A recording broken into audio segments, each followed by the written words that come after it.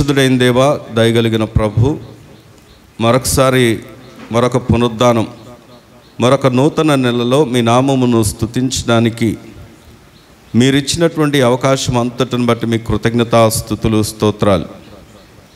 గనులమని గొప్పవారమని కాదు, కానీ నీ కృప మమ్మల్ని సజీవులుగాను క్షేమంగాను సురక్షితంగాను ఉంచింది. ఈ రీతిగా మేము స్తుతించగలుగుతున్నాము అంటేనే కేవలం మీ కృప, మీ వాత్సల్యత. మరొక నూతన నెలలో ప్రభుబల ఆరాధనలో మీ నామమును స్తుతించడానికి మీరు ఇచ్చిన భాగ్యమంతటిని బట్టి మీ కృతజ్ఞతలు. అయ్యా, ఈ దినమున ఆయన ఇంతవరకు ఆరాధనీయుడిగా ఆరాధింపబడ్డారు. అయ్యా, వాక్యమై ఉన్న దేవుడిగా మాతో మీరు మాట్లాడండి.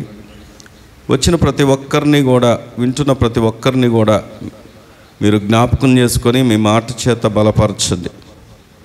నీ మాట మమ్మల్ని బ్రతికిస్తుందని, నీ మాటే మాకు నెమ్మదినిస్తుందని, నీ మాట మమ్మల్ని సరిచేస్తుందని ఎరిగిన వారమై కృతజ్ఞతలు చెల్లిస్తూ ఉండగా, ఈ దినము మా అందరితో మీరు మాట్లాడి మహిమ ఘనత ప్రభావాలు మీ గణనామానికి పొందుకొనమని యేసు నామములో ప్రార్థించి వేడుకుంటున్నాం మా పరమ తండ్రి, ఆమేన్. దేవుని యొక్క పరిశుద్ధ గ్రంథము నుండి అపోస్తలుడైనటువంటి పౌలు తిమోతికి రాసినటువంటి 2వ పత్రిక.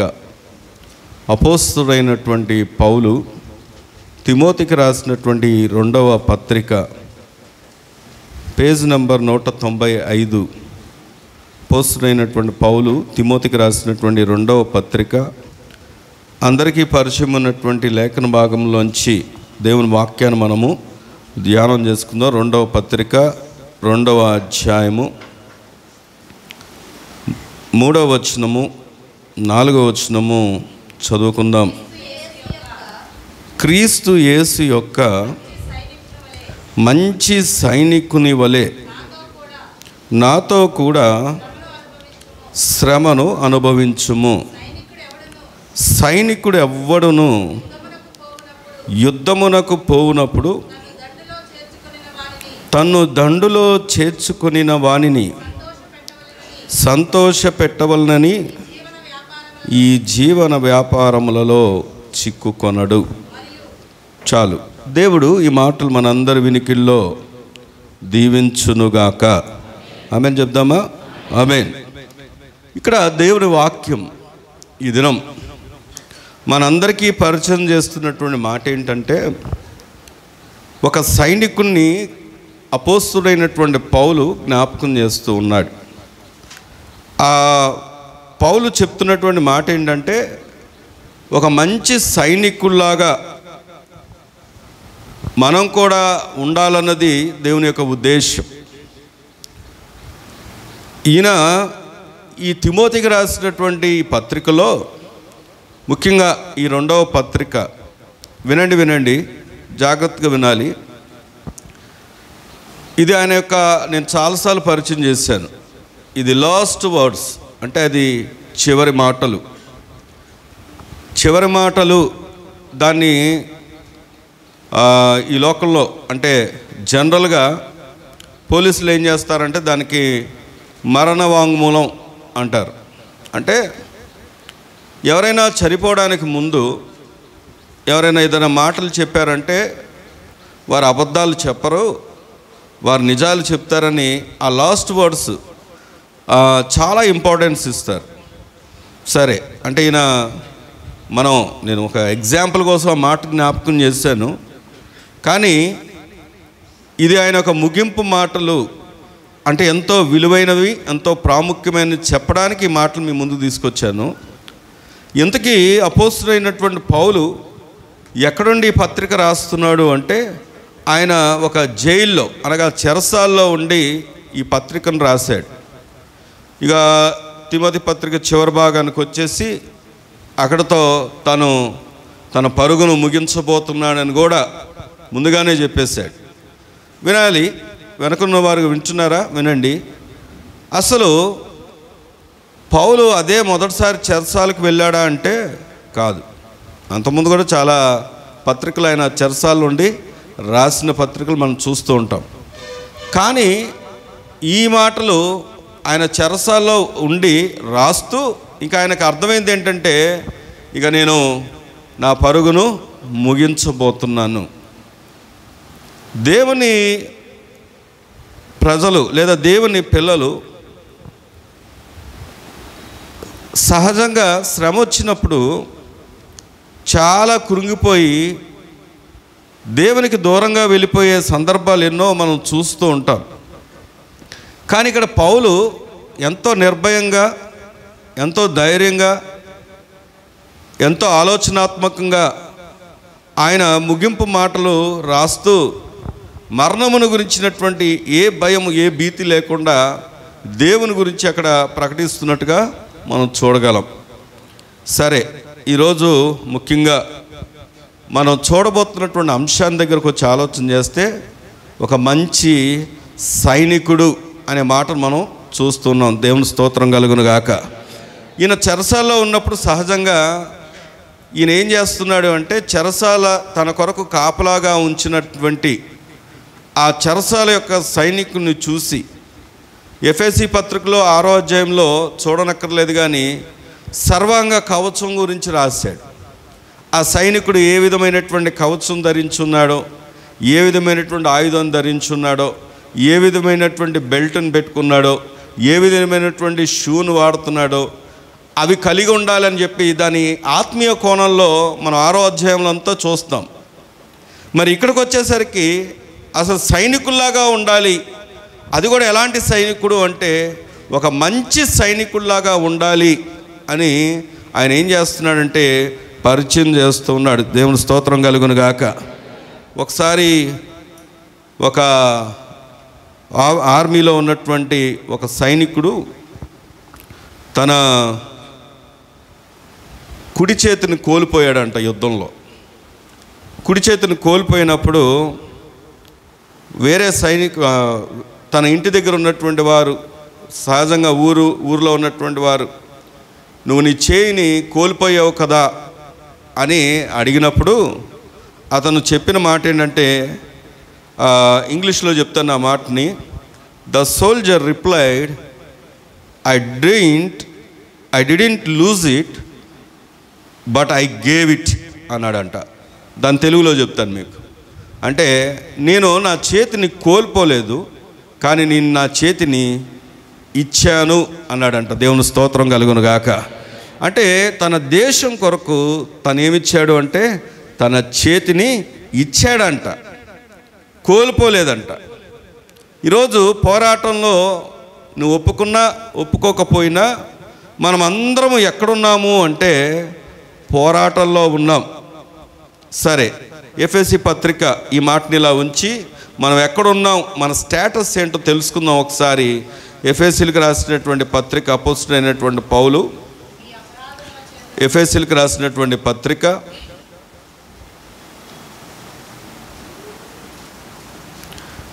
6వ అధ్యాయం 12వ వచనాన్ని గనక మనం చదివినట్లయితే, ఏలయనగా, చెప్పండి అందరూ చెప్పండి మాట, మనము పోరాడునది.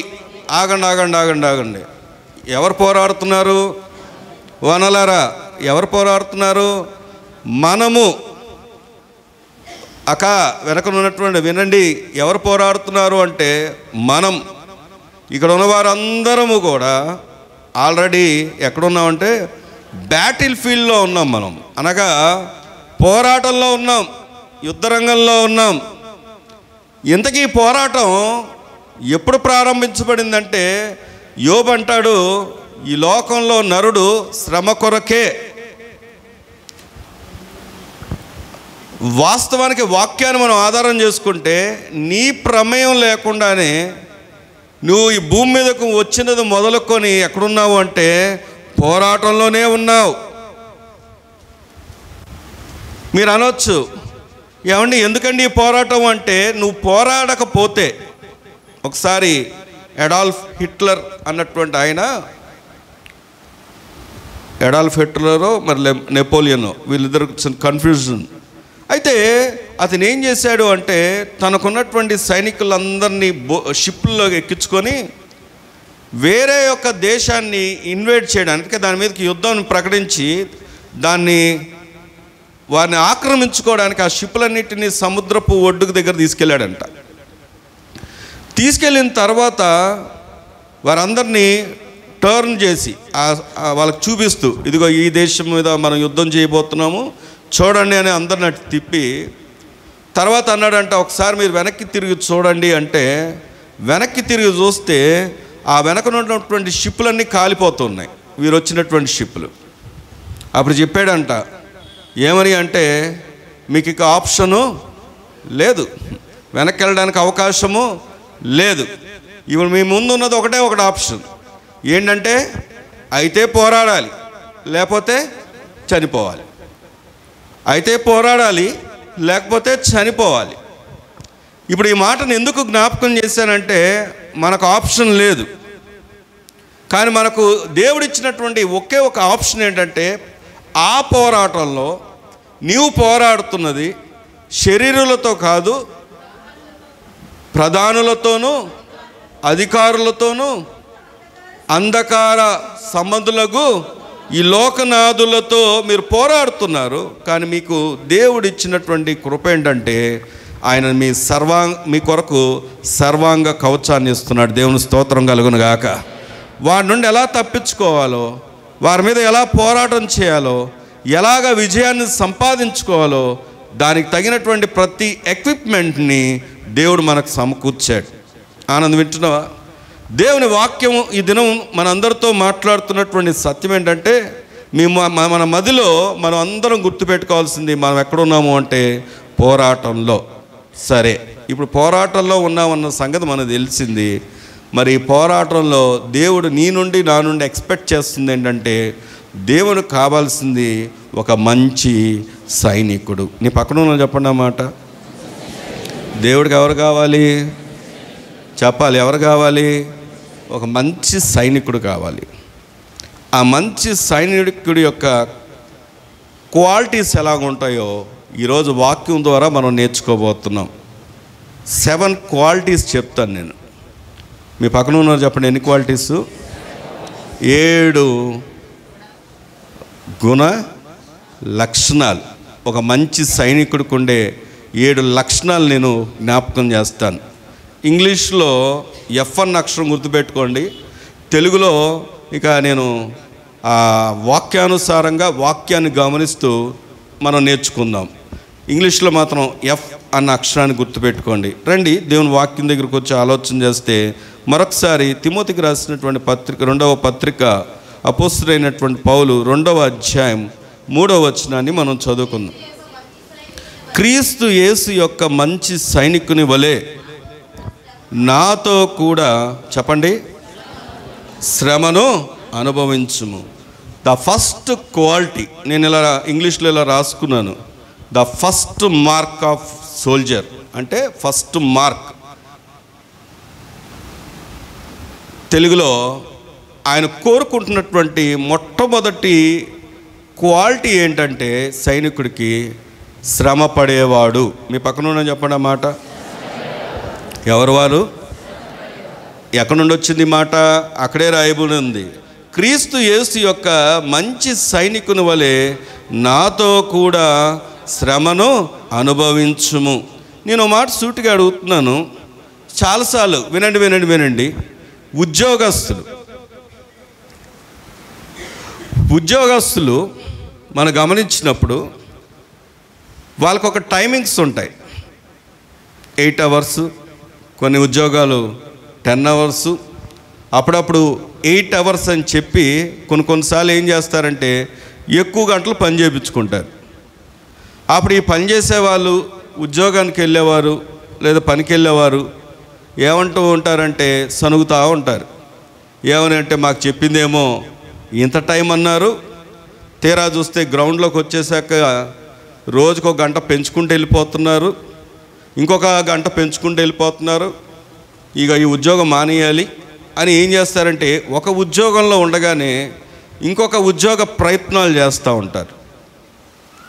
చాలాసార్లు మనకు నచ్చని ప్రదేశాల నుండి ఏ పనైనా, అది ఇంటి పనులైనా, చిన్న పనులైనా, పెద్ద పనులైనా, లేకపోతే ఒక్కొక్కసారి అవుట్ ఆఫ్ కంట్రీస్కి వెళ్ళిన వారు కూడా మళ్ళీ వెనక్కి తిరిగి వచ్చే సందర్భాలు ఎన్నో మనం చూస్తూ ఉంటాం.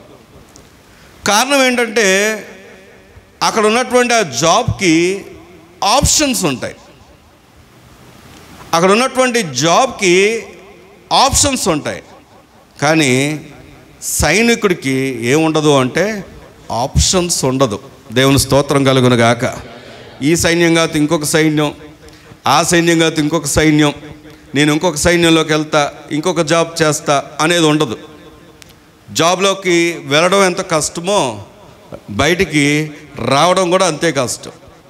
అది వెళ్ళడం అనేది ఒక మాటలో చెప్పాలంటే ఆల్రెడీ నా అనుభవంలోంచి నేను నేర్చుకుంది నా ముందు ఉంది కనుక, ఇక్కడ మనకు మెడికల్ చేస్తారు. మెడికల్ చేసినప్పుడు 3 ఫస్ట్ ఫిజికల్ ఉంటుంది. ఫిజికల్లో నువ్వు ఫిట్గా ఉన్నావో లేదో అని అక్కడ పరిగెత్తడం, అన్ని రకాలుగా టెస్టులు ఉంటాయి. పోలీసు వారికి కూడా ఉంటాయి, కానీ మిలిటరీ వాళ్ళకి ఇంకా ఎక్కువగా ఉంటుంది.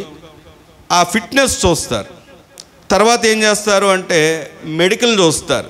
తర్వాత ఏం చేస్తారు అంటే ఎగ్జామ్ ఉంటుంది, రిటర్న్ ఉంటుంది. ఈ 3 పాస్ అయితే తప్ప అక్కడికి వెళ్ళడానికి అవకాశం ఉండదు. నాకు బాగా గుర్తు, నన్ను 3 అన్ఫిట్ అని రాశారు మెడికల్లో. చెయ్యి వంకర ఉంది. ఇక్కడే శ్రీను గారు ఉన్నారు, శ్రీనంకులు, వారు నాతోనే ఉన్నారు ఆ సమయంలో. వరలక్ష్మి వాళ్ళ నాన్నగారు. చెయ్యి వంకరందు రాశారు, గుండెలో హోల్ ఉందని రాశారు, చెవిలో హోల్ ఉందని రాశారు. 3 అన్ఫిట్ అని చెప్పి మెడికల్ అవ్వదు. మేము ఎవరైతే మమ్మల్ని ఉద్యోగంలో చేర్పిస్తానన్నారో అతను అన్నాడు, ఈసారి కాదులేండి, ఇంకొకసారి ప్రయత్నం చేయండి, ఈసారికి వదిలేసేయండి అన్నారు. అప్పుడు శ్రీను గారు నేను లేదు, దేవుడు చేస్తాడు, నువ్వు వస్తావా రావా అని చెప్పేసి ప్రతి వారం సికింద్రాబాద్ వెళ్ళేవాళ్ళం మిలిటరీ హాస్పిటల్లో రీచెకింగ్ కోసం.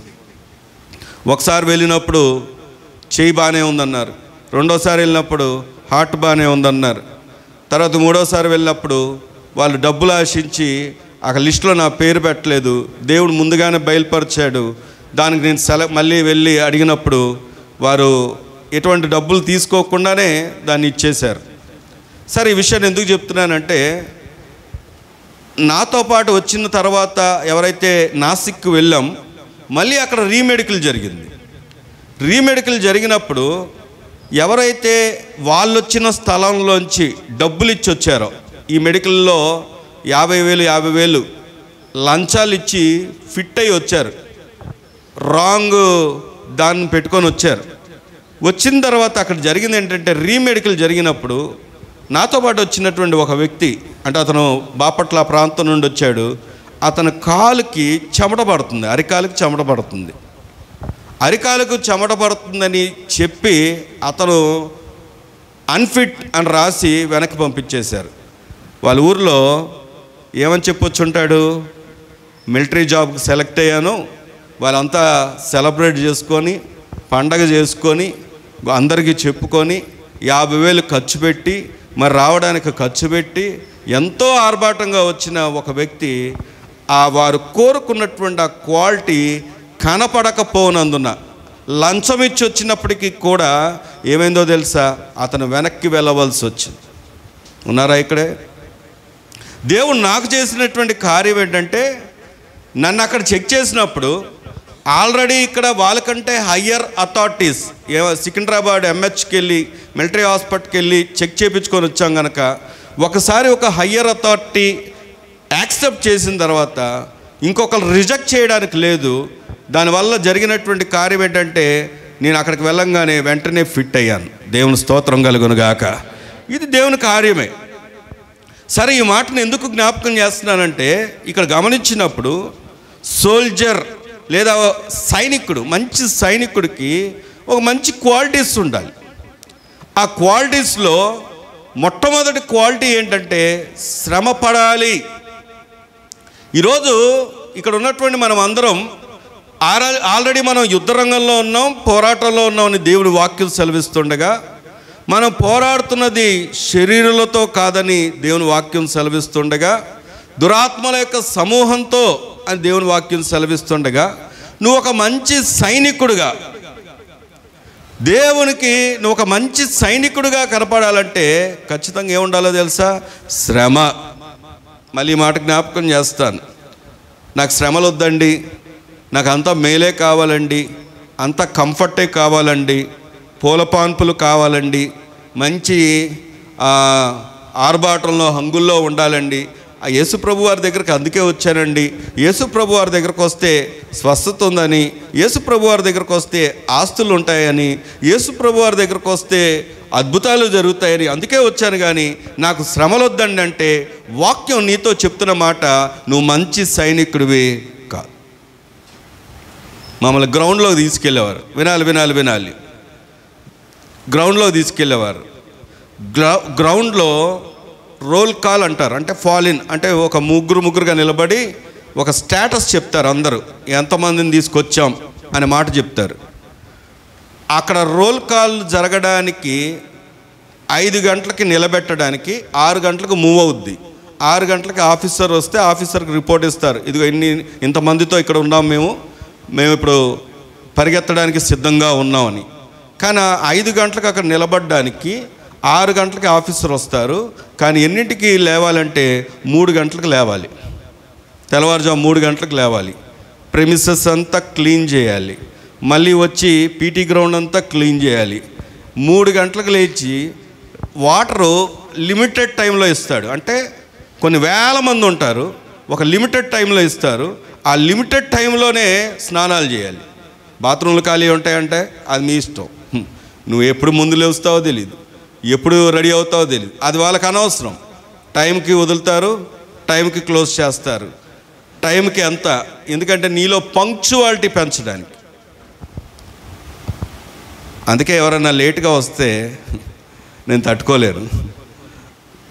ఎందుకు అంటే దేవుని వాక్యాన్ని మనం గమనించినప్పుడు, అక్కడ పరిస్థితులు చూసినప్పుడు వారు ఇవంతా ఎందుకు ట్రైనప్ చేస్తారంటే, ఒకరోజు నువ్వు యుద్ధ రంగంలో నిలబడ్డప్పుడు ఆ యొక్క ప్రమాదం నుండి, మరణం నుండి తప్పించబడాలంటే ముందుగా నువ్వేం చేయాలో తెలుసా? శ్రమ పడాలి. దేవుని స్తోత్రం కలుగునుగాక. నేను మాట చెప్తాను, రాబోతున్నటువంటి ఉపద్రవం నుండి నువ్వు తప్పించబడాలి అంటే, రాబోతున్నటువంటి శ్రమల నుండి నువ్వు తప్పించబడాలంటే, ఈరోజు నువ్వు శ్రమ పడితే, ఈరోజు నువ్వు కష్టపడితే రేపు నీకేముందంటే నిత్య సంతోషం ఉంది. దేవుని స్తోత్రం కలుగునుగాక. అందుకే దేవుని వాక్యం చెప్తున్నటువంటి మాట ఏంటి చెప్పండి? మొట్టమొదటగా ఏం చేయాలి? మనం శ్రమ పడాలి. మంచి సైనికుడి యొక్క లక్షణం ఏంటి అంటే శ్రమ పడాలి. దేవుని వాక్యం దగ్గరగా మనం గమనించినప్పుడు చూడండి, తిమోతి పత్రికలను మనం చూస్తున్నాం కదా, ఏమనుంది? క్రీస్తు యేసు యొక్క మంచి సైనికుడి వలె నాతో కూడా ఏంటంట? అందరూ చెప్పాలి ఏంటంట? ఎవరితో కూడా? అక్కడ రాయబడింది ఎవరు? పౌలు రాస్తున్నాడు. పౌలు శ్రమ పడకుండా చెప్పట్లేదు ఈ మాట. పౌలు ఎక్కడి నుండి చెప్తున్నాడు అంటే, చెరసాల్లో ఉన్నటువంటి వ్యక్తి చెప్తున్న మాట ఏంటంటే, నాతో కూడా మీరు శ్రమను అనుభవించండి. ఓనలారా, ఈరోజు దేవుని సన్నిధిలో ఒక సాక్ష్యం చెప్పారు. ఏమని చెప్పారు? వారి తరపున నేను చెప్పాను అనుకోండి. వారిద్దరు, నేను వెళ్ళినప్పుడు ఇద్దరు చెరొక మంచం మీద ఉన్నారు. చూసినప్పుడు చాలా బాధగా అనిపించింది. ఎందుకంటే ఎవరు లేరు, పక్కన నిలబడేవారు లేరు, సహకరించేవారు లేరు అన్నటువంటి బాధాకరమైనటువంటి పరిస్థితి. కానీ దేవుడు అలాగే విడిచిపెట్టాడా అంటే, దేవుని కార్యం ఏంటంటే వారిని ఇరువురిని స్వస్థపరిచాడు. దేవుని స్తోత్రం కలుగునుగాక. దేవుడు వారి పక్షంగా నిలబడ్డారు. ఈ సాక్ష్యం ఈరోజు నీకు వినబడింది. నువ్వు దేవుని సన్నిధికి వచ్చినప్పుడు, అరే నీకు ఒక చిన్న గాయం కలిగినప్పుడు బాధపడి ఉంటావు, నాకెందుకు ఇలా జరిగింది. నీకు ఎప్పుడో ఏదో సమస్య వచ్చినప్పుడు బాధపడి ఉంటావు. కానీ ఇలాంటి సాక్ష్యం విన్నప్పుడు, నాకే కాదు అనేకులకి స్వస్థతనిచ్చాడు దేవుడు, నాకే కాదు దేవుడు వారి జీవితంలోనే కార్యం చేశాడు, నా జీవితంలో కూడా ఆయన చేయగలడన్న సత్యం నీకు ఎప్పుడు అర్థమవుతుందంటే ఈ సాక్ష్యం విన్నప్పుడు. దేవుని స్తోత్రం కలుగునుగాక. ఈరోజు ఎందుకు ఈ మాట అంటే, మందిరానికి వస్తే, దేవుని సన్నిధికి వస్తే, దేవుని ప్రజలతో ఉంటే దేవుని లక్షణాలు అలవడతాయి. చాలామంది లోకస్తుల యొక్క ఆలోచనలో, దుష్టుల ఆలోచనలో, లోక సంబంధమైన వాటిలో వెళుతూ ఉంటారు కనుక వారు దానికి సంబంధించిన వాటిలో ఆనందిస్తూ ఉంటారు. ఈరోజు ప్రభు మనతో ఎందుకు ఈ మాట చెప్తున్నాడంటే, ఇక్కడ పౌలు, అపోస్తలుడైనటువంటి పౌలు తాను శ్రమపడి చెరసాల్లో ఉండి తాను చెప్తున్న మాట ఏంటంటే, నాతో కూడా మీరు శ్రమను అనుభవించండి. ఒక మంచి సైనికుడి యొక్క లక్షణం ఏంటంటే శ్రమ పడటం. దేవుని స్తోత్రం కలుగును గాక. ఈరోజు దేవుని వాక్యాన్ని వింటున్న మనమందరం, నీ ముందుకు శ్రమ వచ్చినప్పుడు దేవుడు నిన్ను పరీక్షిస్తున్నాడని, దేవుడు నీ యొక్క నమ్మకత్వాన్ని చూస్తున్నాడని, దేవుడు నువ్వు శ్రమలో ఎలాగ దేవుని వెతుకుతున్నాడని, దేవుడు నువ్వు ఎంతగా శ్రమలో కూడా దేవుణ్ణి ఆరాధించగలుగుతున్నావన్న ఆ ఆలోచన దేవుడు కలిగి ఉన్నాడన్నప్పుడు ఖచ్చితంగా మనకేమొస్తుందో తెలుసా? గొప్ప సంతోషం. దేవుని స్తోత్రం కలుగును గాక. రెండవ మాట అక్కడే మనం చూస్తే చూడండి, సైనికుడు ఎవడును యుద్ధమునకు పోవునప్పుడు తన్ను దండులో చేర్చుకొని వానిని సంతోషపెట్టమలనని ఈ జీవన వ్యాపారములలో, చెప్పండి ఏంటంట, అందరూ చెప్పాలి ఏంటంట, ఈ జీవన వ్యాపారాలలో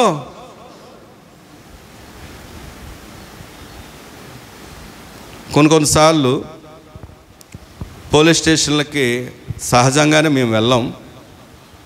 ఎవరిని బట్టైనా వెళ్ళాల్సి వస్తే, ఎవరికో సహాయంగా పిలిస్తే వెళ్ళాల్సి వస్తే అక్కడ వినబడే సాక్ష్యం ఏంటో తెలుసా?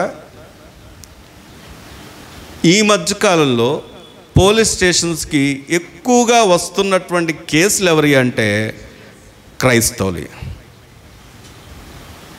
కొన్నిసార్లు ఎప్పుడైనా కొన్ని వార్తలు వినాల్సి వస్తే, ఏదైనా చెడ్డ వార్తలు ఎక్కువగా వినబడుతుంది ఎవరి పేరు మీద అంటే క్రైస్తవుల పేరు మీద. ఇది చెప్పడానికి బాధాకరంగా ఉన్నప్పటికీ కారణం ఏంటంటే, వీరు ఎక్కడ ఉంటున్నారు అంటే ఈ జీవన వ్యాపారాలలో. సరే, వాక్యం మనకు నేర్పిస్తున్నటువంటి రెండవ సత్యం ఏంటి అంటే, ఒక మంచి సైనికుడు వేరుపరచబడిన వాడుగా ఉంటాడు. దేవుని స్తోత్రం కలుగును గాక. ఇంగ్లీష్లో ఇలా రాసుకున్నాను, ఫార్ అవే. ఫస్ట్ మార్క్ అంటే మొదటి క్వాలిటీ, రెండవది ఫార్ అవే అంటే ఈ లోకం నుండి, ఈ జీవన వ్యాపారాల్లో చిక్కుకొనడు అంటే తనను తాను వేరుపరుచుకున్నవాడుగా ఉంటాడు. దేవుని స్తోత్రం చెప్దామా? గట్టిగా చెప్దామా? చూడండి, ఎందుకు సైనికుడు వేరుగా ఉండాలి, ఎందుకు సైనికుడిని ప్రత్యేకిస్తారు అంటే, సైనికుడు ఒకవేళ లోకంతో కలిసిపోతే, ఇంకా మీకు క్లియర్గా అర్థం అవడం కోసం మాట చెప్తాను. మేము గుజరాత్లో ఉన్నప్పుడు, ఇది ఇంతకుముందు కూడా చెప్పాను, నిజంగా మనం అనుకున్నట్లుగా చుట్టూ పెద్ద ఇనప తీగలు, కంచెలుండి ఆ కంచుల మధ్యలో ఉంటాం అని అనుకోకండి. కొన్ని ప్రాంతాల్లో అసలు కంచే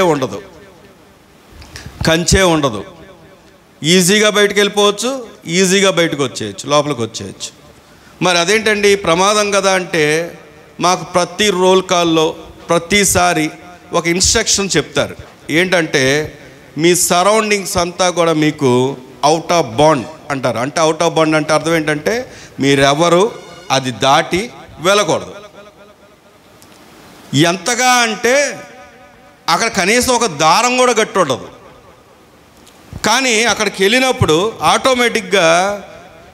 ఆటోమేటిక్గా నీకేం పడుతుంది అంటే భయం. అది దాటాలంటే చుట్టూ ప్రజలందరూ వారి పనుల్లో కనబడతా ఉంటుంది మనకి. వారి పనుల్లో బండ్ల మీద వెళ్ళడం, ఎంజాయ్ చేయడం ఇవన్నీ కనబడుతూ ఉంటుంది. కానీ లోపల ఉన్నటువంటి మాకు ఫ్యామిలీస్ గుర్తు రావడం, ఇల్లు గుర్తు రావడం అన్నీ జరుగుతూ ఉంటాయి. అయినప్పటికీ కూడా ఈ లైన్ దాటి వెళ్ళడానికి ఉండదు. రీజన్ ఒకటే, వారి నుండి వేరు చేయబడినప్పుడే ఇక్కడ ఉన్నటువంటి వారు పోరాడగలరు. దేవుని స్తోత్రం కలుగును గాక. ఈరోజు ఈ మాట ఎందుకు జ్ఞాపకం చేస్తున్నానంటే, మంచి సైనికుడు క్వాలిటీ ఈరోజు నిన్ను నువ్వు పరిశీలన చేసుకుంటే, ఒక మంచి సైనికుడిగా దేవుడు నిన్ను కోరుకుంటున్నప్పుడు నీలో నాలో ఈ లోకంలో ఉన్నది కనబడకూడదు. దేవుని స్తోత్రం కలుగునుగాక. నేను ఒక మాటగా సూటిగా అడుగుతున్నాను, ఈ లోకస్తుల్లో ఉన్నట్టుగానే మనలో ఆచారాలు ఉంటే నువ్వు మంచి సైనికుడివేనా? ఇప్పటికీ ఆచారాలు పాటించేవారు చాలామంది ఉన్నారు.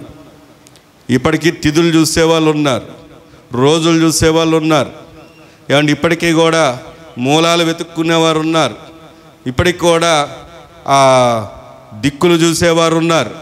ఏమంటే ఇప్పటికి కూడా మనుషుల్ని సంతోషపెట్టడానికి ఏం చేస్తారంటే ప్రతి వాటిలో పాలు పొందేవారు ఉన్నారు. వినండి వినండి వినండి, ఈరోజు ప్రభు వాక్యం మన దగ్గరకు వస్తున్నప్పుడు, దేవుని వాక్యంతో మనము పరిశీలన చేయబడుతున్నప్పుడు, ఆయన శరీరం దగ్గరికి, ఆయన రక్తం దగ్గరికి రాబోతున్నప్పుడు, ఇప్పటికీ కూడా నీలో ఈ లోక ఆచారాలు ఉంటే దేవుని దృష్టిలో నువ్వు మంచి సైనికుడివి కాలేవు. దేవుని వాక్యం దగ్గరకు వచ్చి ఆలోచన చేస్తే ఈరోజు చూడండి, దేవుని వాక్యం యోహాను సువార్త 15వ అధ్యాయం 20వ వచనాన్ని కనుక మనం చదువుకుంటే, ఒకరు చదవండి.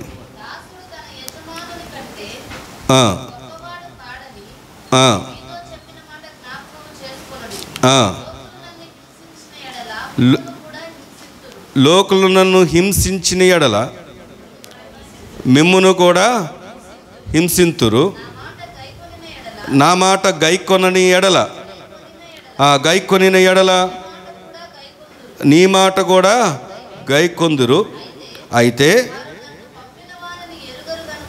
వారు నన్ను పంపిన వారిని ఎరుగరు గనక నా నామము నిమిత్తము వీటన్నిటిని మీకు దేవుని స్తోత్రం చెప్దామా? ఇక్కడ వాక్యం చాలా స్పష్టంగా చెప్తున్నటువంటి మాట ఏంటంటే, వారు నన్నే ఎరగలేదు. ఇంతకీ నన్నంటే ఎవరు? నన్నంటే ఎవరు?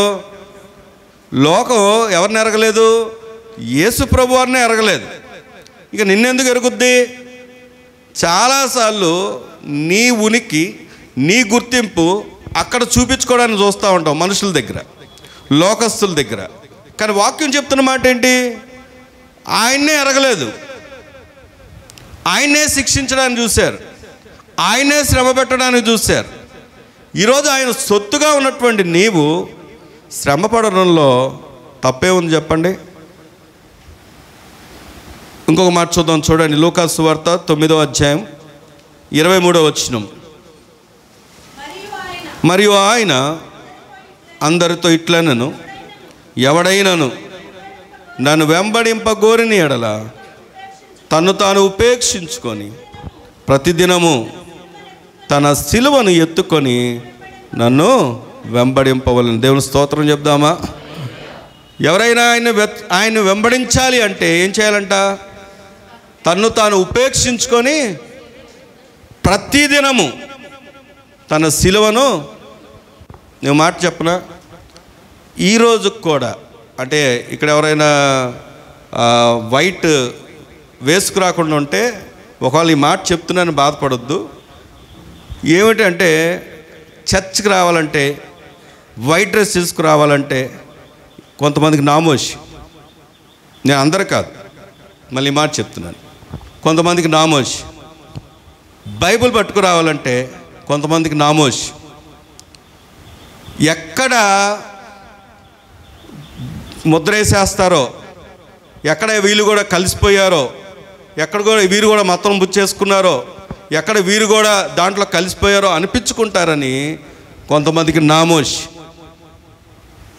ఒక మాట చెప్పనా, దేవుని వాక్యం చెప్తున్న మాట, ఎవరైనా ఆయన్ని వెంబడించాలి అంటే తన్ను తాను ఏం చేయాలంట? ఉపేక్షించుకోవాలంట. దేవుని స్తోత్రం చెప్దామా? నేను ఒక మాట సూటిగా అడుగుతున్నాను, ఈరోజు నువ్వు దేవునికి ఒక మంచి సైనికుడిగా, ఆయన సొత్తుగా లేకపోతే నీవు అడిగేది దేవుడు ఎలా చేయగలుగుతాడు? నిన్ను దేవుడు ఎలా ఇష్టపడగలుగుతాడు? ఏ విధంగా నువ్వు ఆయన యొక్క సైనికుడిగా పోరాడగలుగుతావు? నేను మళ్ళీ ఒక మాట సూటిగా అడుగుతున్నాను, నువ్వు పోరాడకపోతే యుద్ధంలో నష్టపోయేది ఎవరు చెప్పండి? దేవుని వాక్యం చెప్తున్నమాట, ఎవరైనా ప్రభువుని వెంబడించాలంటే తనను తాను ఉపేక్షించుకొని ఆయన సిలువను ఎత్తుకొని ఆయన వెంబడించాలంట. దేవుని స్తోత్రం కలుగును గాక. మంచిది. రెండవ మాట, వేరుపరచబడిన వారు. మీ పక్కన ఉన్న చెప్పండి ఆ మాట. ఇంతకీ ఏం చూస్తున్నాం మనం?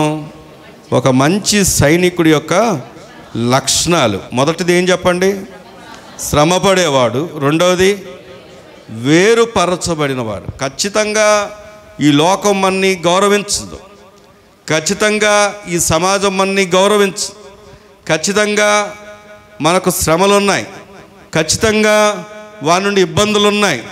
కానీ నువ్వు జ్ఞాపకం చేసుకోవాల్సిన విషయం ఏంటంటే, నువ్వు ప్రత్యేకించబడిన వాడవై. దేవుని స్తోత్రం కలుగునుగాక. దేవుని దృష్టిలో విలువైన వ్యక్తివి. మూడో మాట చూద్దాం రండి. మరొక మాట మళ్ళీ మనం ఇందాక చదువుకున్నటువంటి తిమోతికి రాసినటువంటి 2వ పత్రిక, క్రీస్తు యేసు యొక్క మంచి సైనికుని వలె నాతో కూడా శ్రమను మూడవ మాట ఏంటంటే, మంచి సైనికులు వలె నాతో కూడా అంటే అర్థం ఫాలోవర్. మీ పక్కన వాళ్ళు చెప్పండి అన్నమాట. ఎవరైనా తెలుగులో ఏమంటారు? ఫాలోవర్ అంటే వెంబడించేవాడు,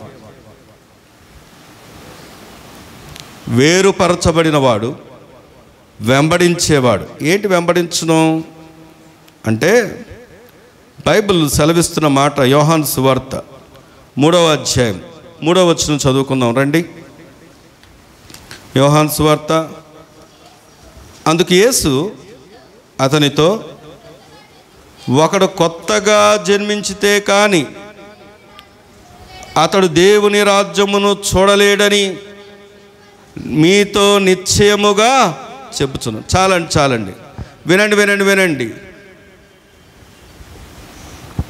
బెంగళూరులో జరిగిన ఒక సంఘటన మీకు జ్ఞాపకం చేస్తాను.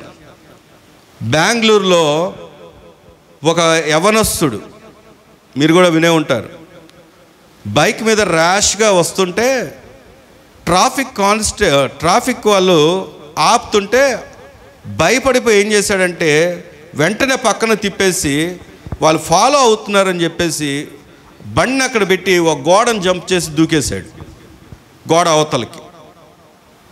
తీరా జరిగింది ఏమిటి అంటే, ఇతను ఆ కంగారులో దూకినటువంటి ఆ ప్రెమిసెస్ అంటే ఆ ఆవరణలు ఎవరిది అంటే మిలిటరీ వాళ్ళది. అది వాళ్ళు అక్కడ ఆల్రెడీ పోస్టుల్లో ఉంటారు, పైన టాప్స్లో.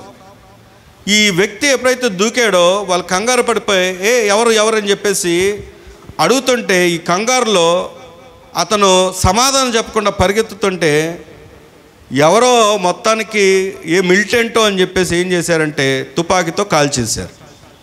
ఆ వ్యక్తి అక్కడికక్కడే చనిపోయాడు. ఇది యథార్థంగా బెంగళూరులో జరిగినటువంటి సంఘటన. ఈ విషయాన్ని ఎందుకు జ్ఞాపకం చేస్తున్నానంటే, ఒక సైనికుడి యొక్క ఆవరణ ఏదైతే ఉంటుందో ఆ సైనికుని యొక్క ఆవరణలో ఏమండి, ఎవరు పడితే వారు రావడానికి, ఎవరు పడితే వారు వెళ్ళడానికి అవకాశం ఉండదు. దాంట్లోకి వెళ్ళడానికి ఖచ్చితంగా ఐడి కార్డు ఉండాలి, ఖచ్చితంగా దానికి చెందిన వ్యక్తి అయి ఉండాలి.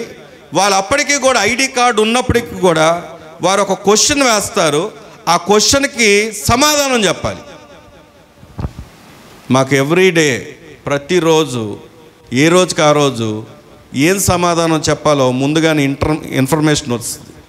సరే, ఈ మాట ఎందుకు చెప్తున్నాను అంటే, ఇక్కడ ఉన్నటువంటి మనం అందరము దేవుని రాజ్యం, నేను ఇందాక చెప్పింది ఆర్మీ పోస్టు, ఆర్మీ యొక్క ఆవరణ. మనం దేవుని రాజ్యానికి చెందిన వారం. దేవుని రాజ్యంలోకి అందరూ వెళ్ళగలరా అంటే అందరూ కాదు. వాక్యం చాలా స్పష్టంగా చెప్తున్నమాట, ఒకడు కొత్తగా జన్మించితే కానీ అతడు దేవుని రాజ్యమును చూడలేడు. ఒకడు నీటి మూలంగాను ఆత్మ మూలంగాను జన్మించే కానీ దేవుని రాజ్యంలో ప్రవేశించలేడు. దేవుని స్తోత్రం చెప్దామా? ఒకడు కొత్తగా జన్మించాలి అన్న, ఒకడు నీటి మూలంగా ఆత్మ మూలంగా జన్మించాలి అన్న, ఖచ్చితంగా నీవేమై ఉండాలంటే ఒక రిలేషన్ కలిగి ఉండాలి. ఆ రిలేషన్ ఏమిటి అంటే దేవుని సొత్తు. ఆమేన్. ఈరోజు ప్రభు ఎందుకు మాట చెప్తున్నాడంటే, నువ్వు ఎవరిని ఫాలో అయ్యే వ్యక్తిగా ఉండాలి? ఎవరిని వెంబడించే వ్యక్తిగా ఉండాలి? యేసు ప్రభు వారిని వెంబడించే వ్యక్తిగా ఉండాలి. ఆయన ఫాలో అయ్యే వ్యక్తిగా ఉండాలి. దేవుని స్తోత్రం కలుగును గాక. ఇక్కడ ఒక మంచి సైనికుడు ఎవరిని ఫాలో అవుతాడంటే ప్రతి ఇన్స్ట్రక్షన్ ఎవరైతే హయ్యర్ అథారిటీస్ ఉంటాయో వారు వచ్చినటువంటి ఆ ఇన్స్ట్రక్షన్స్ ఫాలో అవుతాడు. సైనికుడికి ప్రత్యేకంగా తనకంటూ ఒక ప్రత్యేకమైన ఇన్స్ట్రక్షన్ లేదు. ఉన్నారా ఇక్కడే? తనకి ఇష్టం వచ్చినట్టుగా తాను చేయడానికి, తను ఇష్టం వచ్చినట్టుగా తాను సెలవు తీసుకోవడానికి, తను ఇష్టం వచ్చినట్టుగా తాను వచ్చి వెళ్ళిపోవడానికి. ఇక్కడ జాబ్స్లో అప్పుడప్పుడు మనం ఏం చేస్తామంటే ఎవరైనా చుట్టం వచ్చారనుకోండి, సార్ కొద్దిగా వెళ్ళొస్తానండి, బస్ స్టాండ్కి వెళ్ళొస్తాను, సార్ కొద్దిగా రైల్వే స్టేషన్కి వెళ్ళొస్తాను అనే అవకాశం ఉంటుంది. మిలిటరీలో ఉంటుందా? ఆర్మీలో ఉంటుందా? సైనికుడికి ఉంటుందా? లేదు. దేవుని స్తోత్రం కలుగును గాక. ఒకసారి లోపలికి ఎంటర్ అయ్యామా, నేను జమ్మూకి వెళ్ళడానికి 2 రోజులు ప్రయాణం. అక్కడ ఒక క్యాంప్ ఉంటుంది. ఆ ట్రైను తెల్లవారుజాము వెళ్ళిపోద్ది అక్కడికి. నేను రిపోర్ట్ చేయాల్సింది సాయంత్రం 5 గంటలకి.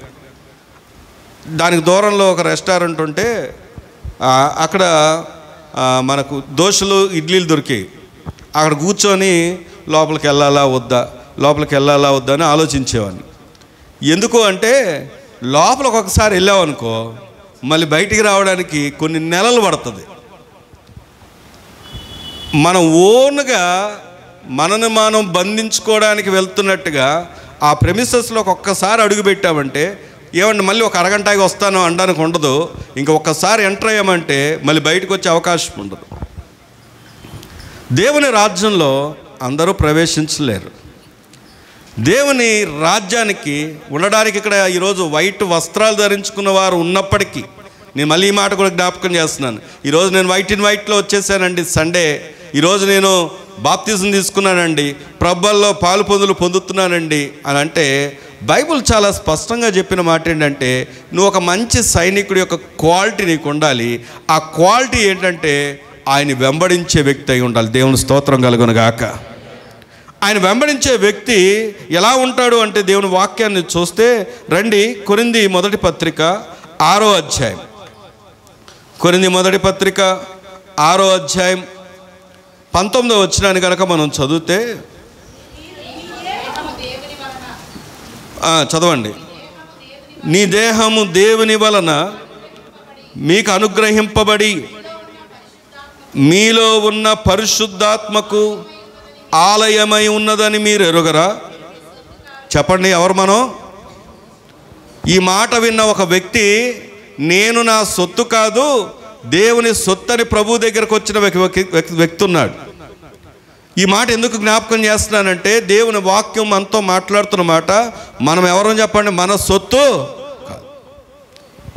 మిలిటరీలోకి లేదా ఆర్మీలోకి వెళ్ళాల్సిన వ్యక్తి తనంతగా తాను వెళ్ళలేడు. ఒకసారి వెళ్ళిన తర్వాత తనంతగా తాను రాలేడు. ఒకవేళ రావాలి అంటే వాళ్ళకు ఒక టైం ఉంటుంది, టైం పీరియడ్. అంటే 15 సంవత్సరాల 17 సంవత్సరాల అని. నాతో పాటు కేరళకు చెందినటువంటి ఒక వ్యక్తి ఉన్నాడు, దీపు అతని పేరు. అతని దగ్గర నేర్చుకోవాల్సిన ఒక మంచి క్వాలిటీ ఏంటంటే అతను డ్రైవర్గా చేసేవాడు. చాలా ఇబ్బంది పెట్టేవారు అతన్ని. కానీ ఎంత ఇబ్బంది పెట్టినా అతను ఎప్పుడు నవ్వుతూ ఉంటాడు. ఇప్పుడు కూడా మొన్న వాట్సాప్లో అతను స్టేటస్ చూసా, ఇప్పటికీ నవ్వుతానే దిగాడు ఆ ఫోటో. అంటే ఫోటోలో సహజంగా నవ్వుతాను దిగుతారు అనుకోండి, అది వేరే విషయం. అయితే నాతో అనేవాడు, నేను 15 సంవత్సరాలకు మించి ఇంకా మిలిటరీలో నేను చేయనని. ఇప్పటికి అందులోనే ఉన్నాడు. ఇప్పటికి అందులోనే ఉంటే నాకు ఆశ్చర్యం వేసి ఆ ఫేస్బుక్ ద్వారా ఎలా గ్రూప్లో యాడ్ అయ్యి అతన్ని కాంటాక్ట్ చేసినప్పుడు, ఏంటి నాతో ఎప్పుడు నువ్వు 15 సంవత్సరాలు చేస్తాననేవాడివి, ఎందుకు ఇంకా చేస్తున్నావు అంటే అతను అంటున్న మాట ఏంటంటే, మా నాన్నగారు నన్ను మోసం చేశారు, నా ఆస్తంతో మా నాన్నగారు తన పేరు మీద పెట్టుకున్నారు, నేను ఇక్కడికి వచ్చి చేయాల్సింది ఏం లేదు, కేరళలో ఏం చేయడానికి లేదు, నాకు ఇదే బెస్ట్ అనిపిస్తుంది, అందుకే కష్టమో నష్టమో దీంట్లోనే కొనసాగుతున్నాను, నేను 15 సంవత్సరాలు చేస్తున్నా కదా, కాదు 32 సంవత్సరాలు చేస్తాను అంటున్నాడు. తనకు లైఫ్ అంట బయట వెక్స్ అయిపోయాడంట. కాబట్టి అదే బాగుంది అంటున్నాడు. ఇప్పుడు కొద్దిగా స్టేటస్ పెరిగిన దాంట్లో అది వేరే విషయం. అంటే ఎందుకు ఈ మాట చెప్తున్నాను అంటే, దేవుని వాక్యం దగ్గరకు వచ్చి ఆలోచన చేసినప్పుడు మనకు అటువంటి ఆప్షన్స్ లేవు. మనం ఎవరి సొత్తు చెప్పండి? ఎవరి సొత్తు? నువ్వు ఉండకూడని స్థలంలో నువ్వు ఉన్నావనుకో, నువ్వు దేవుని సొత్తు అని నీకు తెలుసు కదా. నువ్వు వెళ్ళకూడని ప్రదేశాలకు వెళ్తున్నప్పుడు, పుచ్చుకోకూడని పుచ్చుకుంటున్నప్పుడు, దేవునికి అపనమ్మకంగా ఉంటున్నప్పుడు నీవు నీ సొత్తు కాదన్న సంగతి నీకు తెలుసు కదా. ఈరోజు ప్రభు ఎందుకు మాట చెప్తున్నాడంటే, చాలామంది ప్రభు బలను కూడా ఎలా తీసుకుంటారు అంటే ఒక ఆచారం. వారి జీవితంలో మార్పు ఉండదు. రోజు మొదలుకొని ముగింపు వరకు ఎవరో ఒకరి గురించి చెప్పడమే, రోజు మొదలుకొని ముగింపు వరకు ఇష్టానుసారంగా బ్రతకడమే, వ్యసనాల్లో బ్రతకడమే, పాపంలో బ్రతకడమే, దుష్ప్రచారంలో బ్రతకడమే, జీవితం అంతా లోక సంబంధమైన వాటిలో బ్రతకడమే. మరి దేవునికి ఎలాగ ఇష్టంగా ఉండగలం?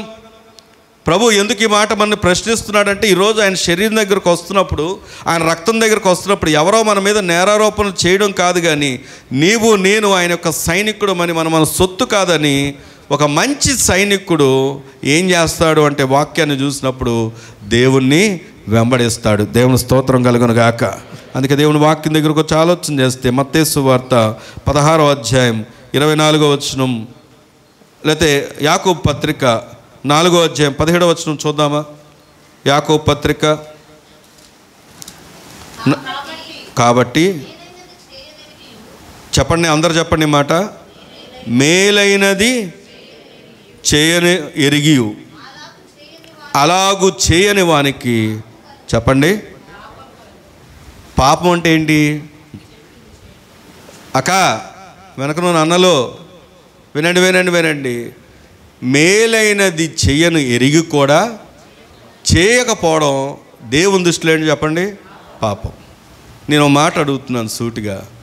ఈరోజు ప్రత్యేకంగా ఆయన శరీరం దగ్గరకు, ఆయన రక్తం దగ్గరకు వస్తున్నాం కనుక ఈ ప్రశ్నలు పదే పదే మీ ముందుకు వస్తున్నాయి.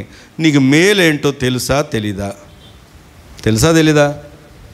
ఎక్కడ ఉండాలో తెలుసు, ఎక్కడ ఉండకూడదో తెలుసు, ఏం మాట్లాడాలో తెలుసు, ఏం మాట్లాడకూడదో తెలుసు, ఎలా నడవాలో తెలుసు, ఎలా నడవకూడదో తెలుసు.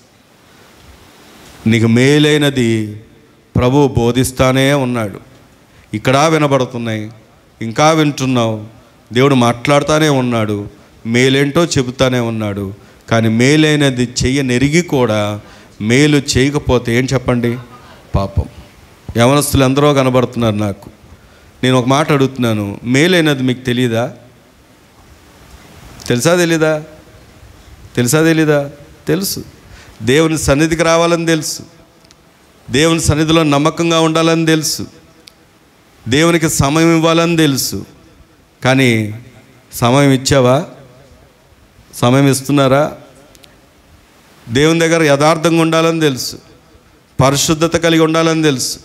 ప్రభువుని ఎరిగిన వారు లోకస్తుల వలె ఆకర్షణలకి, పాపానికి, చాటింగ్స్కి, ఫేస్బుక్లో ఉన్నటువంటి వ్యర్థమైన వాటికి, లోక సంబంధమైన వాటికి వెళ్ళకూడదని తెలుసు. మేలైనదే చేస్తున్నారా? ఏమండి, లోకస్తులు ఎలా ఉంటారో, లోకస్తులు ఎలా రియాక్ట్ అవుతారో అలా ఉండకూడదని తెలుసు. కానీ అలా ఉండగలుగుతున్నావా? ఈరోజు ప్రభు ఎందుకు మాట చెప్తున్నాడంటే, మేలైనది చేయనెరిగి కూడా చేయకపోవడం పాపం. రండి దేవుని వాక్యం దగ్గరికి వచ్చి ఆలోచన చేస్తే మరొక విషయం నేర్చుకుందాం. 3 విషయాలు జ్ఞాపకం చేశాను. నేను ఒక 10 నిమిషాల్లో ముగించడానికి ప్రయత్నం చేస్తున్నాను. 3 విషయాలు. మొదట చెప్పండి, మంచి సైనికుడు మొదటి క్వాలిటీ ఏంటి?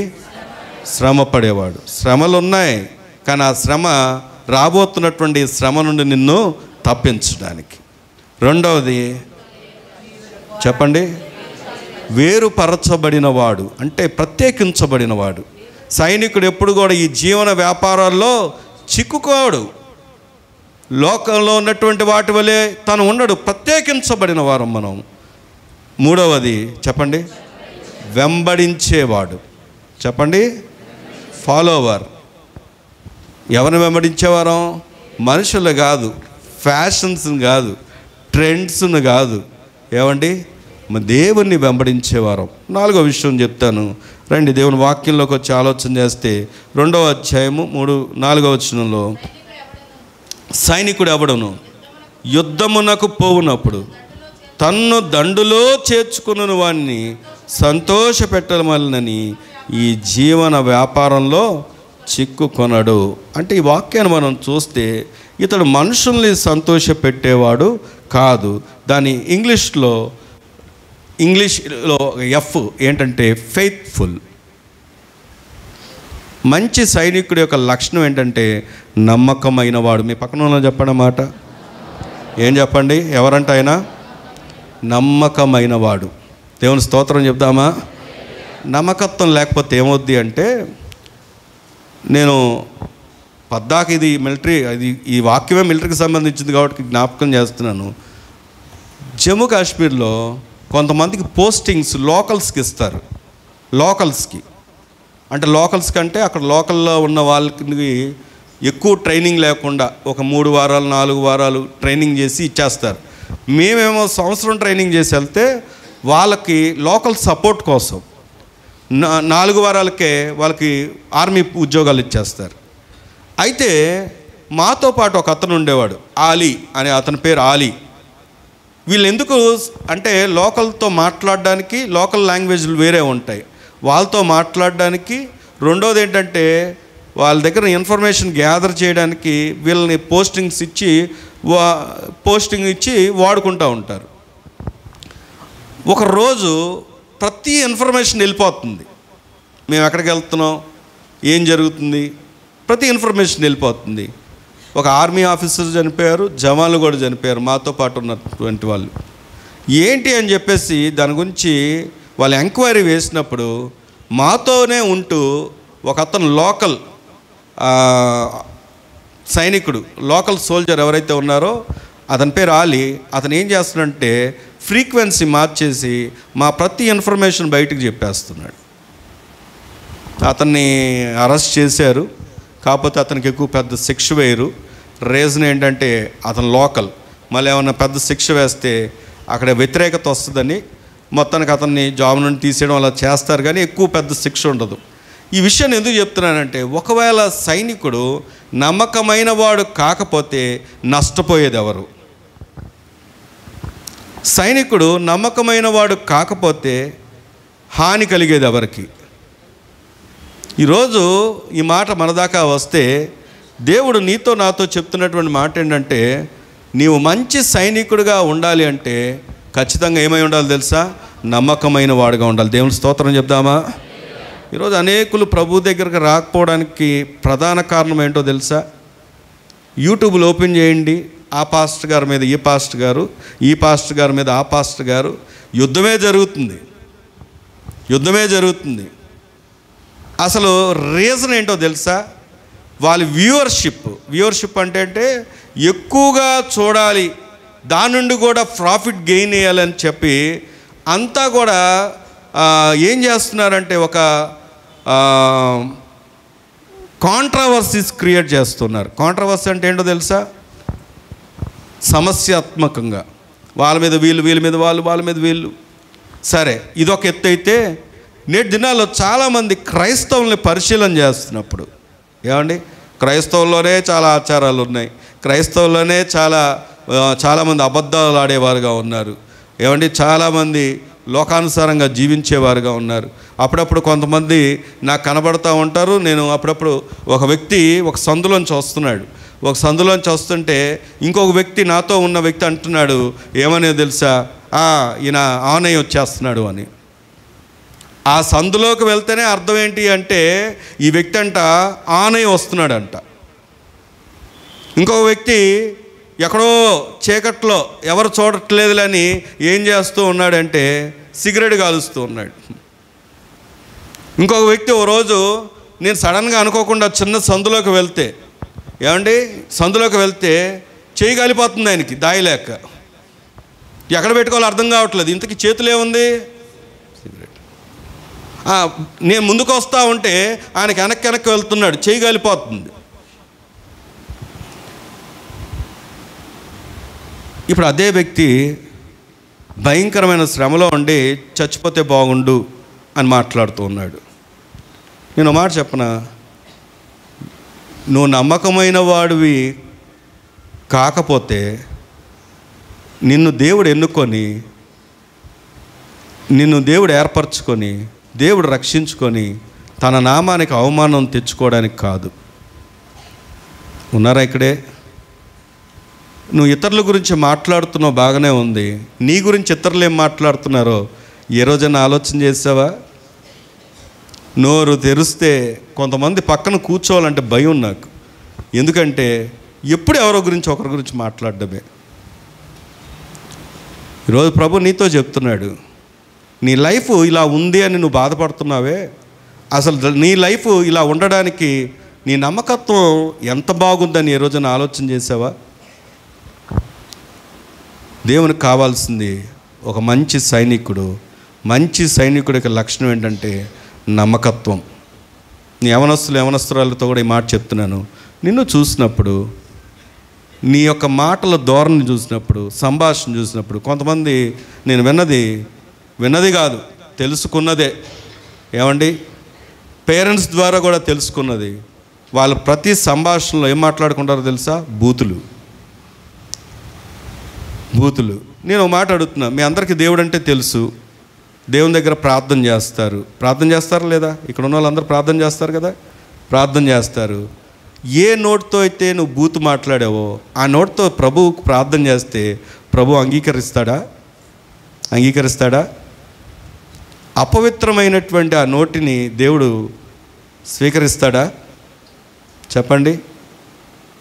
అందుకే మనం జాగ్రత్తగా కాపాడుకోవాలి. అందుకే జాగ్రత్తగా మనం ఉండాలి. దేవునికి కావాల్సింది ఎవరో తెలుసా? నమ్మకమైన వారు. దేవుని స్తోత్రం కలుగును గాక.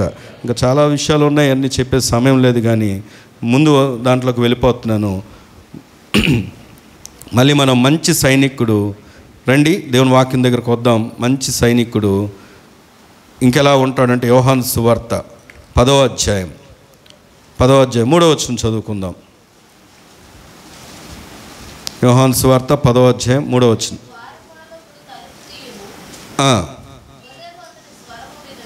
గొర్రెలు అతని స్వరం వినును. అతడు తన సొంత గొర్రెలను పేరు పెట్టి పిలిచి వాటిని వెలుపలికి నడిపించును. మరియు అతడు తన సొంత గొర్రెలన్నిటినీ వెలుపలికి నడిపించినప్పుడల్లా వాటికి ముందుగా నడుచును. గొర్రెలు అతని స్వరము ఎరుగును గనక అవి అతన్ని వెంబడించును. అన్యుల స్వరము అవి ఎరుగవు కనుక అన్యుణ్ణి ఎంత మాత్రము వెంబడింపక వాని యొద్ద నుండి పారిపోవునని మీతో నిశ్చయంగా చెప్పుచున్నాను. దేవుని స్తోత్రం చెప్దామా? గట్టిగా చెప్దామా? ఇక్కడ వాక్యం నేర్పిస్తున్నటువంటి మరొక సత్యం ఏంటంటే, సైనికుడు వినండి, సైనికుడు ఎప్పుడు కూడా ఎవరి వాయిస్ వింటాడు? ఎవరి ఆజ్ఞకు జవాబునిస్తాడు? ఎవరి కమాండ్కి ఆయన కమాండ్ వింటాడు అంటే తన మీద నియమించబడిన అధికారికి మాత్రమే. దేవుని స్తోత్రం చెప్దామా? దీని ఇంగ్లీష్లో ఫెమిలియర్ అంటారు. అంటే మంచి సైనికుడి మరొక లక్షణం ఏంటంటే ఎరిగినవాడు. మీ పక్కన వాళ్ళు చెప్పండి, ఏంటంట? ఎరిగినవాడు. ఏం ఎరిగినవాడు? తన యజమానుని స్వరమును ఎరిగినవాడు. అన్యుల స్వరం వినపడదు. ఏమండి, పదే పదే మనం అన్య స్వరాలు వింటా ఉంటే మన హృదయం కూడా కలుషితమవుద్ది. ఒక వ్యక్తి గురించి పదే పదే మనం మాట్లాడుతున్నాం అనుకో, ఆ వ్యక్తి మీద మనకు తెలియకుండానే ద్వేషం వచ్చేస్తుంది. పదే పదే లోక సంబంధమైన వార్తలు వింటున్నాం అనుకో, వాటి మీదే మన మనసు వెళ్ళుద్ది. కానీ ఇక్కడ సైనికుడు ఇంకెవరి వాయిస్ వినపడదు, తన కమాండర్ వాయిసే మాత్రమే వినపడుతుంది. ఇక్కడ ప్రభువు కూడా చెప్తున్నాడు సాదృశ్యంగా, గొర్రెలంట తన స్వరం మాత్రమే వింటాయి, అన్యుల స్వరము వినవు. మీకు ఇంకొక మాట చెప్పనా? ఈరోజు చాలామంది క్రైస్తవులు వారి విశ్వాసంలోంచి సడలిపోవడానికి మరొక రీజన్ ఏంటంటే, ఎవరు వాక్యాలు పడితే వారు వాక్యాలు వింటున్నారు. ఎవరి స్వరాలు పడితే వారి స్వరాలు వింటున్నారు. నేను ఇది అసూయతో చెప్తున్న మాట కాదు. వెలుగుదోత వేషం ధరించి సాతాన్ అనేవాడు బయట నుండి రాడు. మనకు బయట నుండి వచ్చే థ్రెట్ తక్కువ, మనలోంచి వచ్చే థ్రెట్టే ఎక్కువ. ఇప్పుడు ఏంటంటే ఒక్కొక్కరు నూనెలు అమ్మడం, ఒక్కొక్కరు కచ్చీపులు అమ్మడం, ఒక్కొక్కరు అక్కడ పరిగెత్తడం, బూడిద జల్లుకోవడం, ఇవన్నీ రకరకాల పద్ధతులు కనిపెడుతున్నారు. ఒక అతను బాగా తైలాభిషేక ఆరాధన అని చెప్పేసి ఏం చేస్తున్నాడంటే వచ్చిన వాళ్ళందరి మీద చేత్తో జల్లడం లేట్ అవుతుందని ఇప్పుడు ఫ్యాన్లు పెట్టేశారు. ఫ్యాన్లు పెట్టి దాంట్లో పోస్తూ ఉంటే అలా వెళ్ళిపోతుంది, స్ప్రింక్లింగ్ అవుతుందన్నమాట. అంటే పద్ధతులు. దానికి కూడా ఒక వాక్యం చూపిస్తారు. ఏమని అంటే ఇదిగో నూనె రాసి అక్కడ చెప్పింది. తర్వాత మాట ఏంటంటే విశ్వాస సహితమైన ప్రార్థన అతన్ని స్వస్థపరుస్తుందని చెప్పాడు, కానీ నూనె స్వస్థపరుస్తుందని చెప్పలేదు. ఈరోజు నీవు వింటున్న స్వరం నీ కాపరిది కాకపోతే త్రొట్టిల్లిపోయే అవకాశం ఉంది. నీ కాపరికి నీ పరిస్థితి ఏంటో తెలుసు, నీ సేవకుడికి నీ యొక్క స్థితి ఏంటో తెలుసు. ఒకవేళ నీ సేవకుడికి నీ పరిస్థితి తెలియకపోయినా నీ కొరకు ప్రార్థిస్తాడు. సైనికుడు, మంచి సైనికుడు తను ఎరిగిన వాడుగా ఉంటాడు. దేవుని స్తోత్రం కలుగునుగాక. తర్వాత ధ్యానం చేసుకోండి. మరొక విషయం పరిచయం చేస్తాను. ఏమిటి అంటే రండి దేవుని వాక్యం నుంచి చూద్దాం. దేవుని వాక్యం నుంచి చూద్దాం. 4వ అధ్యాయం, తిమోతి 2వ పత్రిక 4వ అధ్యాయం 7వ వచనం. మంచి పోరాటం పోరాడి తిని నా పరుగు కడముట్టించి తిని విశ్వాసమును కాపాడుకుంటుని, ఇక మీదట నా కొరకు నీతి కిరీటము ఉంచబడి ఉన్నది. ఆ దినమందు నీతి గల న్యాయాధిపతి అయిన ప్రభు అది నాకు మాత్రమే కాకుండా తన ప్రత్యక్షతను అపేక్షించు వారందరికీ, కొందరిగా చెప్పాలి, కొందరిగా అందరికీ ఆయన ఏం చేస్తాడంట? అనుగ్రహిస్తాడంట. ఇక్కడ మంచి సైనికుడు యొక్క మరొక లక్షణం ఏంటంటే మంచి పోరాటం పోరాడితే, అంటే ఫైటర్. మీ పక్కన వాళ్ళు చెప్పండి అన్నమాట. ఎఫ్ అక్షరం ఉన్నాయని ఫాలో అవుతున్నారో లేదో నాకు తెలియదు, కానీ తెలుగులో దాన్ని మార్చి చెప్తే పోరాడేవాడు. పక్కన వాళ్ళు చెప్పండి అన్నమాట. ఎప్పుడు దాకా పోరాడాలి? అక్కడ పౌలు ఏమంటున్నాడు? కడ వరకు నమ్మకంగా మంచి పోరాటం నేను పోరాడుతుంది.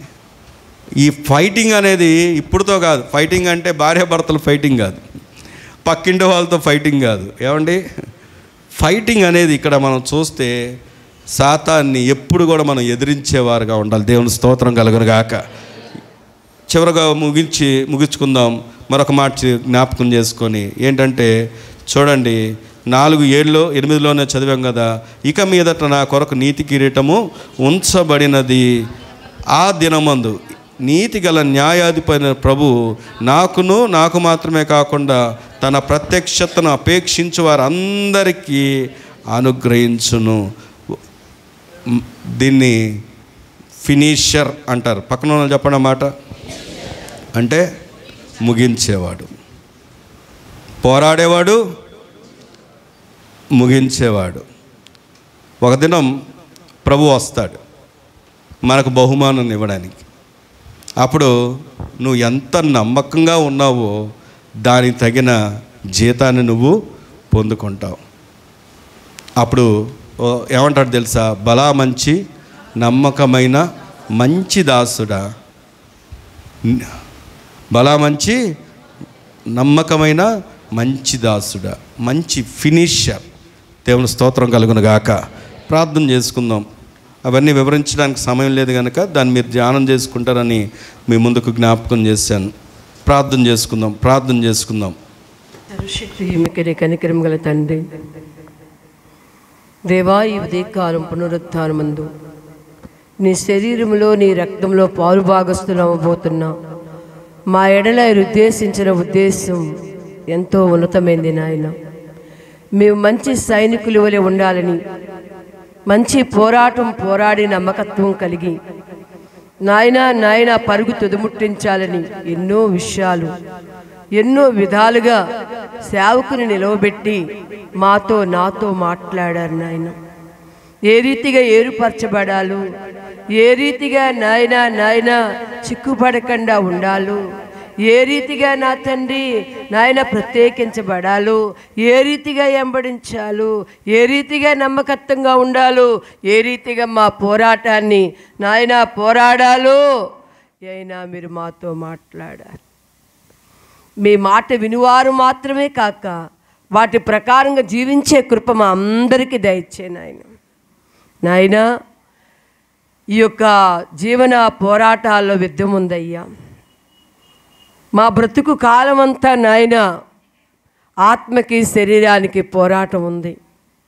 ఈ పోరాటంలో ఓడిపోతే నాయన ఇక వాడు గెలవలేడయ్యా. వాడు ఆత్మహత్యకే గురైపోతాడు నాయన. ఈ యుద్ధ రంగంలో పోరాడాలి. శ్రమ నొందినంత వరకు శ్రమ పడుతూనే ఉండాలి. ఈ పోరాటంలో ఎనుకకు మల్లక నాయన పోరాడి జై జీవితాన్ని చేపట్టే వారంగా మేము ఉండాలని ఒక అద్భుతమైన రీతిలో మీరు మాతో మాట్లాడారు.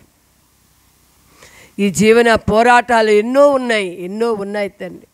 వాటన్నిటిలో విజయం పొందే వారంగా, నమ్మకత్వం కలిగిన వారంగా, ఏరుపరచబడిన వారంగా, అయ్యా నీ మాటకి లోబడే వారంగా, మమ్మల్ని మేము అప్పగించుకునే వారంగా నీ కృప దయచి ఎత్తబడిన మాటలు మా హృదయాలు నీరు పెట్టండి.